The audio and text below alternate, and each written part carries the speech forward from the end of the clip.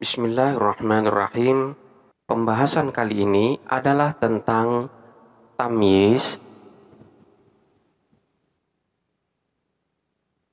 dengan adat mubham yang berupa kam khobariyah. Sebagaimana pada pembahasan terdahulu telah dijelaskan bahwa kam di sana ada dua, yaitu ada kam istifhamiyah, ada kam khobariyah. Untuk kam istifhamiyah itu adalah kam yang mengandung makna pertanyaan, sehingga di sana menuntut adanya jawaban. Untuk kam khobariyah ini adalah merupakan kam yang mengandung makna betapa banyak atau banyak sekali. Ini adalah kam khobariyah. Jadi seringkali kita mendengar sebuah kalimat yang menyatakan bahwa betapa banyak barang yang kau bawa, atau banyak sekali orang-orang yang berkumpul di sini, dan lain sebagainya. Di dalam susunan bahasa Arab, kalimat tersebut dapat menggunakan kam khobariyah. Kam khobariyah di sini adalah kam yang berfungsi untuk memberitahukan tentang jumlah yang banyak, namun nominalnya belum diketahui secara pasti. Jadi sebagaimana adat mubham, yaitu adat atau bilangan yang nominalnya belum diketahui secara pasti, namun untuk kam khobariyah di sini menunjukkan makna nominal yang banyak. Contohnya di dalam susunan seperti lafaz kam alimin ro'aitu, kam alimin, adapun betapa banyak orang alim. Ro'aitu ialah melihat siapa saya. Betapa banyak atau banyak sekali orang alim yang saya lihat.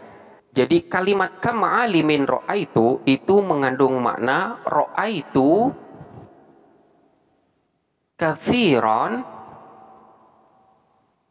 minal ulama'i. Ro'aitu melihat siapa saya, kathiron kepada banyak, minal ulama'i dari orang-orang alim.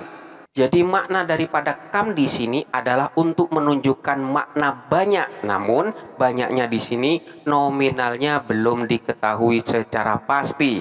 Jadi banyaknya itu berapa tidak diketahui. Ini yang dimaksud dengan kam khobariyah. Selanjutnya adalah ketentuan di dalam kam khobariyah. Kam khobariyah tersebut, yang pertama, dia selalu harus berada di sodrul kalam, harus berada di permulaan kalam. Jadi harus ada di depan. Selanjutnya hukumnya dia itu selalu dimabnikan sukun sebagaimana kam istifhamiyah. Jadi selalu dibaca kam. Dan di dalam susunan kam khobariyah ini selalu butuh pada keberadaan tamyiz. Jadi tidak bisa berdiri sendiri, karena memang kam khobariyah di sini masuk di dalam kategori adat mubham yang nominalnya belum jelas atau belum diketahui secara pasti. Sebagaimana contoh tadi. Selanjutnya adalah hukum daripada tamyiz dari kam khobariyah ini. Terdapat beberapa ketentuan dari tamyiz, di mana tamyiz tersebut menjelaskan tentang kesamaran yang terjadi pada kam khobariyah. Yang pertama, tamyiznya harus berbentuk mufrad. Kemudian yang kedua, tamyiznya tersebut harus berupa isim nakiroh, jadi tidak boleh berupa isim ma'rifat. Selanjutnya yang ketiga, hukum daripada tamyiznya itu haruslah dijerkan. Baik jernya di sini sebab dimasukin oleh huruf jermin atau sebab idhofah. Jadi posisi daripada kam tersebut sebagai mudhof ilaihnya. Contoh daripada kam yang i'rab jer karena memang didahuluin oleh huruf jermin, seperti lafaz kam min karimin, akramtu. Kam, betapa banyak, min karimin, dari orang mulia, akramtu, telah memuliakan siapa aku. Di sini lafadz karimin ini sebenarnya adalah merupakan tamyiz yang menjelaskan tentang kesamaran yang terjadi pada lafadz kam khobariyah. Di sini posisi i'robnya adalah jer karena memang didahuluin oleh huruf jermin. Selanjutnya contoh yang dijerkan sebab idhofah seperti lafadz kam ilmin, qara'tu. Kam ilmin, betapa banyak ilmu, qara'tu, telah membaca siapa saya. Di sini lafadz ilmin yang merupakan tamyiz daripada kam, posisinya sebagai mudhof ilaih sehingga dia i'robnya harus dijerkan. Sementara kam posisinya sebagai mudhof. Jadi untuk tamyiz dari kam khobariyah itu i'robnya haruslah dijerkan. Kemudian yang keempat, tamyiz daripada kam khobariyah di sini boleh juga berbentuk jamak. Namun sebagaimana tadi pada ketentuan yang pertama, seharusnya tamyiz daripada kam khobariyah itu berbentuk mufrad. Itu adalah bentuk yang lebih utama. Namun boleh juga dibentuk jamak. Contohnya seperti lafadz kam ulumin a'rifu. Kam ulumin, betapa banyak ilmu, a'rifu, yang akan aku kenal atau akan aku ketahui. Di sini lafadz ulumin adalah tamyiz yang bentuknya adalah jamak. Namun lebih baik manakala lafadz ulumin di sini dibentuk mufrad sehingga menjadi ilmin. Kam ilmin a'rifu, betapa banyak ilmu yang akan aku ketahui. Jadi bentuk mufrad ini lebih utama daripada dibentuk jamak. Kemudian yang kelima adalah manakala antara kam dan tamyiznya ini dipisah. Maka di sini terdapat beberapa ketentuan. Yang pertama adalah tamyiznya di sini boleh nasab. Jadi di sini boleh nasab. Contohnya seperti lafadz kam indaka rubiyatan. Kam indaka rubiyatan. Kam, betapa banyak, indaka, di sisimu, rubiyatan, rubiyah. Di sini tamyiznya, i'robnya atau posisi i'robnya dalam keadaan nasab. Hal ini terjadi karena memang antara kam dan tamyiznya ini dipisah oleh khobarnya. Kam adapun betapa banyak, indaka ialah di sisimu, rubiyatan, rubiyah. Contoh yang lain, kam laka ya fatan fadlan. Kam laka ya fatan fadlan. Kam adapun betapa banyak, laka ialah bagimu, ya fatan, wahai pemuda, fadlan, keutamaan. Betapa banyak keutamaan yang kau miliki, wahai pemuda. Di sini tamyiznya adalah lafadz fadlan yang posisinya dipisah dengan kamnya. Maka dalam hal ini tamyiznya boleh dinasobkan sehingga dibaca fadlan. Selanjutnya ketika kam dan tamyiz itu dipisah, dia itu boleh dinasobkan, boleh pula diejerkan oleh huruf jermin. Contohnya seperti lafadz kam indaka min rubiyatin. Kam indaka min rubiyatin. Kam adapun betapa banyak, indaka ialah di sisimu, min rubiyatin, dari rupiah. Betapa banyak rupiah yang kau miliki. Sama dengan yang tadi. Jadi yang pertama boleh dinasobkan, boleh juga dijerkan dengan huruf jermin. Atau contoh yang lain seperti tadi, kam laka ya fatan min fadlin. Kam adapun betapa banyak laka ialah milikmu ya fatan wahai pemuda min fadlin dari keutamaan. Betapa banyak keutamaan yang kau miliki wahai pemuda. Jadi sama dengan yang tadi, manakala yang tadi boleh dinasobkan, sementara yang ini dijerkan dengan huruf jermin. Ini adalah ketentuan yang kelima, manakala antara kam dan tamyiz dipisah dengan kalimat yang lain. Kemudian ketentuan yang selanjutnya yaitu manakala antara kam dan tamyiz ini dipisah, jika dipisah oleh fi'il muta'addi, yaitu fi'il yang memang butuh kepada objek, maka tamyiznya di sini wajib diejerkan oleh huruf jermin. Jadi tidak boleh dinasobkan sebagaimana yang tadi. Sekali lagi, manakala yang memisah itu adalah fi'il muta'addi, maka dalam hal ini tamyiznya wajib diejerkan oleh huruf jermin dan tidak boleh dinasobkan. Hal ini untuk membedakan kedudukannya sebagai tamyiz dengan maf'ul bih. Artinya, manakala tamyiz tersebut tidak dijerkan oleh huruf jermin, maka akan terjadi kekaburan kedudukan. Bisa jadi kedudukan daripada tamyiz itu adalah sebagai maf'ul bih, bukan sebagai tamyiz. Contohnya seperti lafaz kam qara'tu min kitabin. Kam adapun betapa banyak, qara'tu ialah telah membaca siapa saya, min kitabin rupanya dari kitab. Di sini lafaz kitabin adalah merupakan tamyiznya yang posisi i'rabnya adalah jer karena memang dimasukin oleh huruf jermin. Hal ini adalah wajib.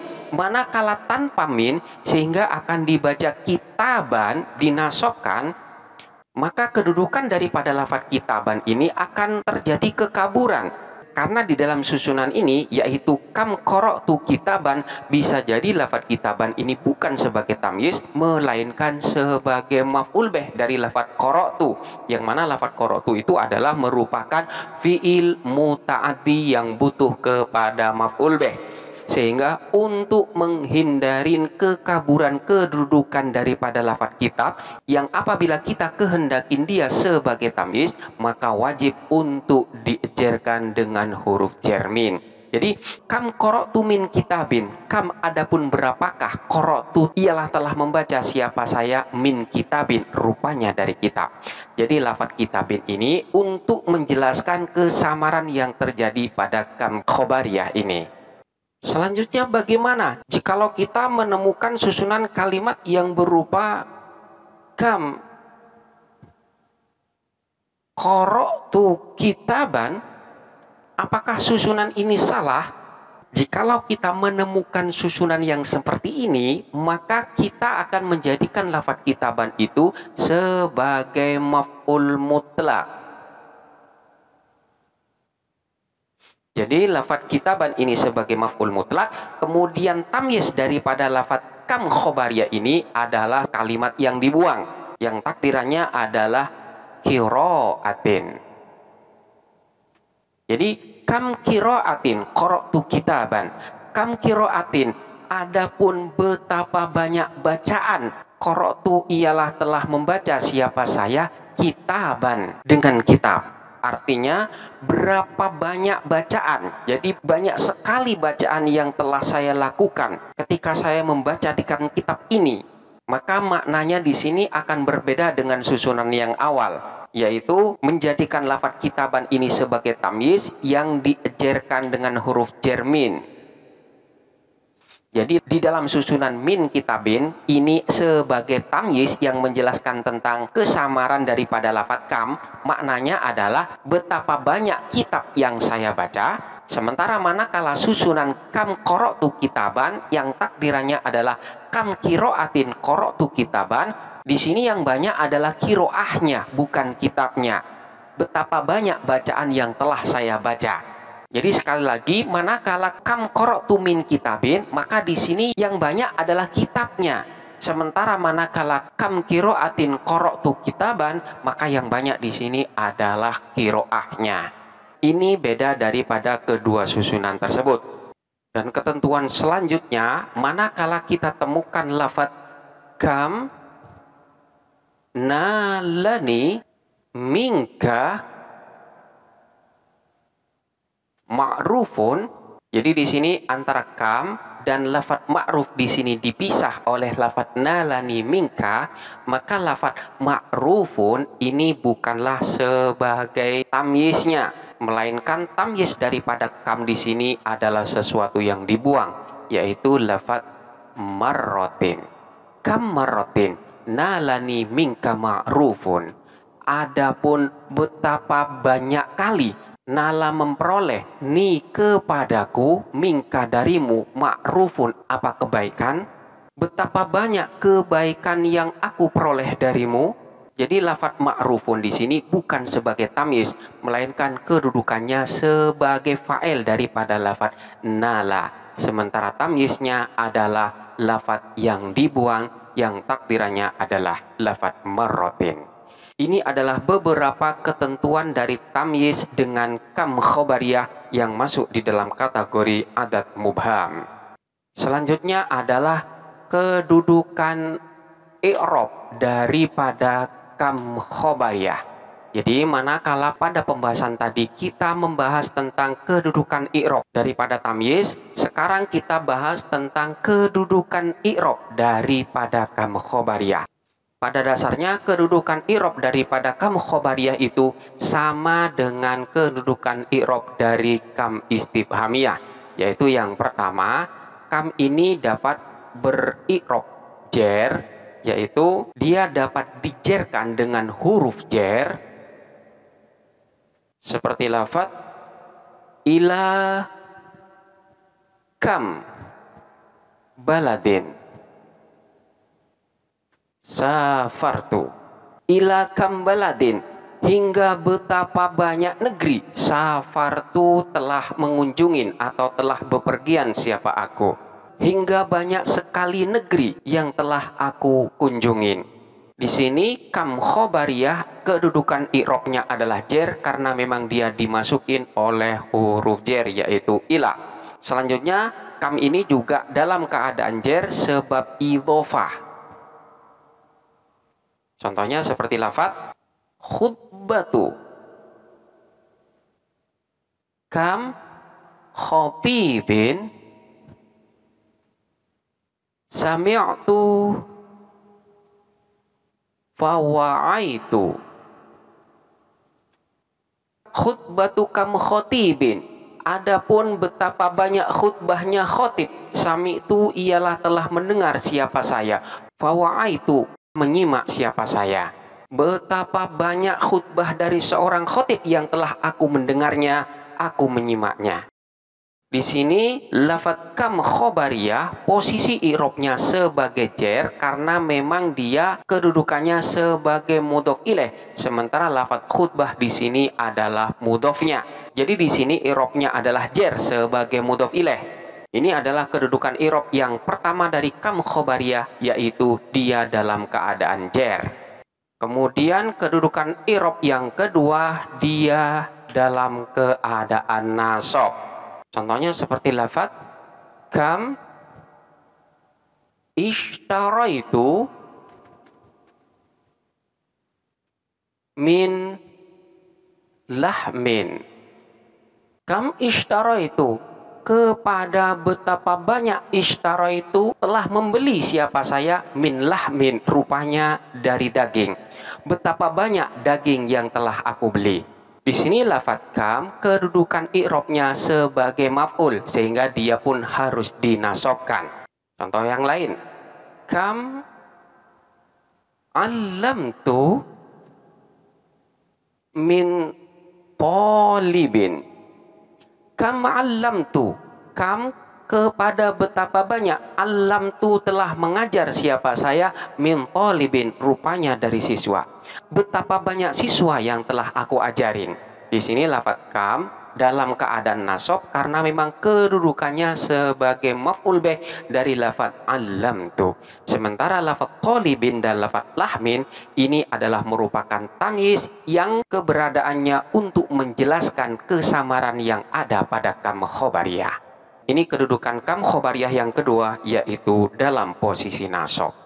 Kemudian yang ketiga, kam khobariyah itu dalam keadaan rofa. Contohnya seperti lafaz kam alimin ro'aitu. Kam alimin, adapun betapa banyak orang alim. Ro'aitu ialah telah melihat siapa saya. Di sini lafaz kam kedudukannya sebagai mubtada, sementara lafaz alimin ini adalah merupakan tamyiznya yang harus diejarkan sebagai mudhof ilaih. Atau contoh yang lain seperti lafaz kam ilmin qara'tu. Kam ilmin, adapun betapa banyak ilmu. Qara'tu ialah telah membaca siapa saya. Sama dengan kam yang pertama. Lafaz kam di sini i'rabnya adalah rofa karena memang kedudukannya sebagai mubtada. Sementara lafaz ilmin ini adalah tamyiznya yang keberadaannya untuk menjelaskan kesamaran daripada kam khobariyah yang posisinya sebagai mudhof ilaih, sehingga dia pun harus diejarkan. Ini adalah beberapa penjelasan tentang kam khobariyah. Dimulai dari ketentuan daripada kam khobariyah, selanjutnya hukum daripada tamyiznya, serta hukum daripada kam khobariyah itu sendiri. Selanjutnya silahkan untuk dipelajarin dengan seksama dan sampai jumpa pada pembahasan berikutnya.